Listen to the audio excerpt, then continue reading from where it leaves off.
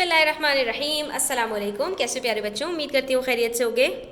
آج کے سبق میں ہم سیکھنے والے ہیں خلاصہ نگاری، یعنی الفاظ کو کم سے کم کر کے اور مختصر الفاظ میں کسی چیز کو بیان کرنا، اس کو کہتے ہیں خلاصہ کر دینا، یعنی کہ تخصیر کر دینا، کسی چیز کو مختصر کر دینا، کم الفاظ کے ساتھ بیان کر دینے کو خلاصہ نگاری کہا جاتا ہے۔ صفحہ نمبر 63 پر آ جائیے، ویڈیو اینڈ تک دیکھیے گا، اسکپ مت کیجیے گا، بہت ہی دلچسپ اور بہت ہی کام کی چیز آپ کے ساتھ آج شیئر کر رہی ہوں، ٹھیک ہے۔ تو اب ہم یہاں پر جو ہے وہ دیکھنے والے ہیں کہ ہمیں یہاں پر پورے جملے دیے گئے ہیں اور اس کا ہمیں یہاں پر مناسب الفاظ کو چن کر اس کی خلاصہ نگاری کرنی ہے۔ تو وہ بچہ جس کے ماں باپ مر چکے ہوں، اس کو ہم کیا کہتے ہیں؟ اس کو ہم کہتے ہیں کہ وہ یتیم ہے، ٹھیک ہے۔ یہ ہم الفاظ پڑھ چکے ہیں، ٹھیک ہے، آپ یہاں پر مارک کرتے جائیے۔ اس کے بعد وہ بیماری جس کا کوئی علاج نہ ہو، تو وہ کیا ہو گئی؟ لا علاج ہو گئی۔ علاج ہو جس کا تو وہ اس کا علاج ہے، جس کا علاج نہیں ہے وہ لا علاج ہے۔ وہ شخص جو اپنا قرض ادا نہ کر سکتا ہو، یہ آپ کے لیے ایک نیا لفظ ہے، اس کو بھی سیکھ لیجئے۔ اس کو کہتے ہیں دیوالیہ نکل جانا، بینکرپٹ ہو جانا۔ انگریزی میں اس کو کہتے ہیں بینکرپٹ جانا اور اردو میں کہتے ہیں دیوالیہ نکل جانا، ٹھیک ہے۔ تو یہ نیا لفظ ہے آپ کے لیے۔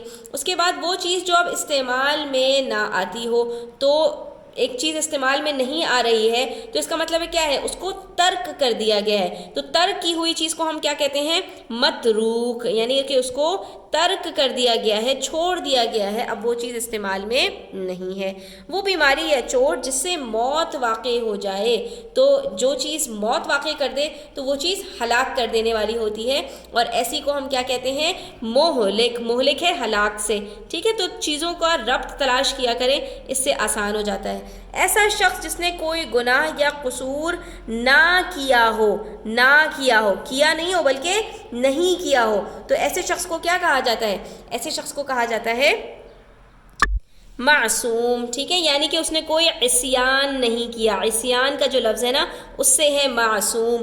عصیان کہتے ہیں گناہ کو، ٹھیک ہے، اور عصیان نہ کیا ہو تو وہ کیا ہوتا ہے؟ معصوم ہوتا ہے، معصوم عن الخطا۔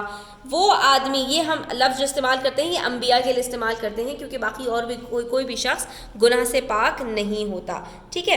اس کے بعد ہمارے پاس ہے اگلا لفظ، وہ آدمی جو کسی سبب سے یا کوئی کام کرنے کے قابل نہ رہے، تو ہم سب جانتے ہیں ان کو کیا کہا جاتا ہے؟ ان کو کہا جاتا ہے معذور، یعنی ان کے اندر عذر لاحق ہو گیا۔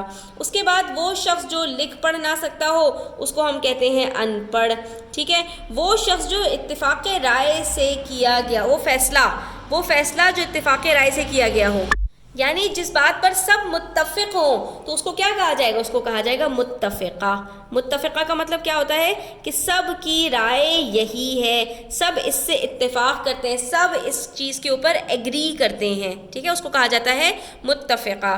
اس کے بعد وہ شخص جو ہمارے خلاف ہو، تو اس کو کیا کہیں گے؟ مخالف ہے، ٹھیک ہے۔ جو آپ کے ساتھ ہو اس کو کہتے ہیں موافق، اور جو آپ کے خلاف ہو اس کو کہتے ہیں مخالف۔ جو شخص ملک سے دشمنی کرے وہ ملک دشمن ہے، ٹھیک ہے، اس کو باغی بھی کہا جاتا ہے اور اس کو ملک دشمن بھی کہا جاتا ہے۔ جو شخص اپنے پیسے اور دوسری چیزیں خرچ نہ کرے، اس کو کیا کہا جائے گا؟ وہ کنجوس ہوتا ہے، کہ بھائی کیوں خرچ نہیں کر رہے ہو، جہاں پر خرچ کرنے کا حکم دیا گیا ہے وہاں خرچ کرو۔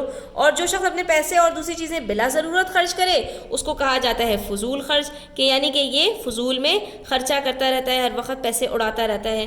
اور جو شخص ہر وقت جھگڑا کرتا رہے، اس کو کہا جاتا ہے بہت زیادہ جھگڑالو ہے، اور اللہ تعالیٰ کو جھگڑالو لوگ بالکل بھی پسند نہیں ہیں۔ اور آخر میں ہے کہ وہ شخص جو کسی کی پرواہ نہ کرے، یعنی پرواہ نہ کرنے والا ہے، تو وہ لاپرواہ ہے، ٹھیک ہے۔